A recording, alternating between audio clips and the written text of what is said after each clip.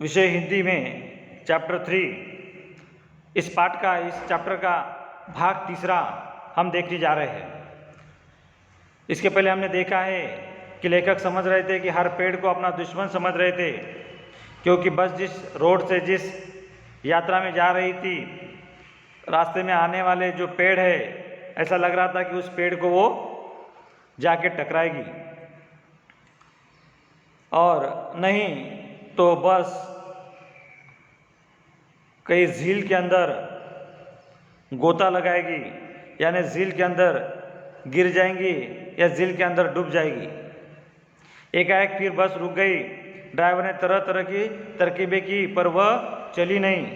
सविनय अवज्ञा में आंदोलन शुरू हो गया था। कंपनी के हिस्सेदार कह रहे थे कि बस तो फर्स्ट क्लास है जी, यह तो इत्तेफाक की बात है।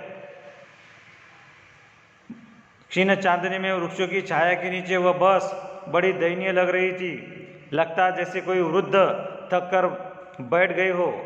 हमें ग्लानि हो रही थी कि बेचारी पर लदकर हम चले आ रहे हैं। अगर इसका प्राणांत हो गया तो इस बियाबान में हमें इसकी अंत्येष्टि करनी पड़ेगी। बस फर्स्ट क्लास है जी,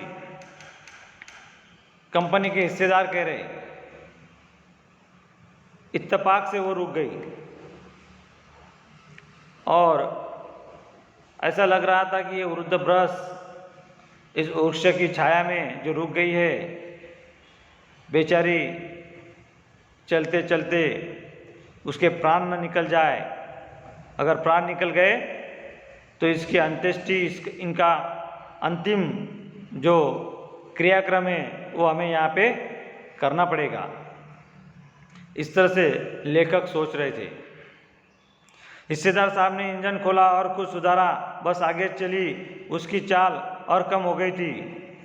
धीरे धीरे वृद्ध की आंखों की ज्योति जाने लगी। चांदनी में रास्ता टटोल कर वह रेंग रही थी। आगे या पीछे से कई गाड़ी आती दिखती तो वह एकदम किनारे खड़ी हो जाती और कहती, निकल जाओ बेटी, अपनी तो वह उम्र ही नहीं। एक पुलिया के ऊपर पहुँचते थे। एक पुलिया के ऊपर पहुँचे ही थे कि एक टायर फिस करके बैठ गया। वह बहुत जोर से हिलकर थम गई। अगर स्पीड में होती तो उछलकर नाले में गिर जाती। मैंने उस कंपनी के हिस्सेदार की तरफ पहली बार श्रद्धा भाव से देखा। वह टायरों की हालत जानते हैं, फिर भी जान हथेली पर लेकर इसी बस से सफ़र कर रहे हैं। उत्सर्ग की ऐसी भावना दुर्लभ है। सोचा, इस आदमी के साहस और बलिदान भावना का सही उपयोग नहीं हो रहा है। इसे तो किसी क्रांतिकारी आंदोलन का नेता होना चाहिए। अगर बस नाले में गिर पड़ती और हम सब मर जाते तो देवता बाहे पसारे उसका इंतजार करते।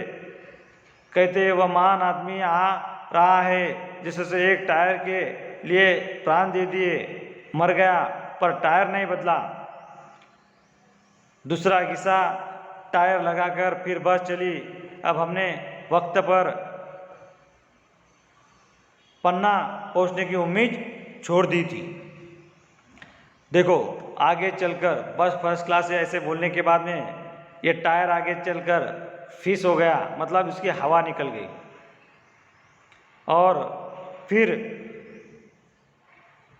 लेखक ने इस कंपनी के हिस्सेदार को बड़ी श्रद्धा भाव से देखा। फिस होने के बाद में हमने उम्मीद छोड़ दी पन्ना जाने की। पन्ना कभी भी पहुंचने की उम्मीद छोड़ दी थी। पन्ना क्या, कहीं भी कभी भी पहुंचने की उम्मीद छोड़ दी थी। लगता था जिंदगी इसी बस में गुजरनी है और इससे सीधे उस लोक को प्रयाण कर जाना है। इस पृथ्वी पर उसकी कोई मंजिल नहीं है। हमारे बेताबी तनाव खत्म हो गए। हम बड़े इत्मीनान से घर की तरह बैठ गए। चिंता जाती रही, हंसी मजाक चालू हो गया। इसी तरह से हमने अभी चिंता छोड़ दी। ये बस हमें कहाँ पहुँचाएंगी इसके बारे में कुछ कह नहीं सकते। ये बस पन्ना तक पहुंच जाएंगी या नहीं जाएंगी, ये भी इसकी चिंता लेखक ने छोड़ दी।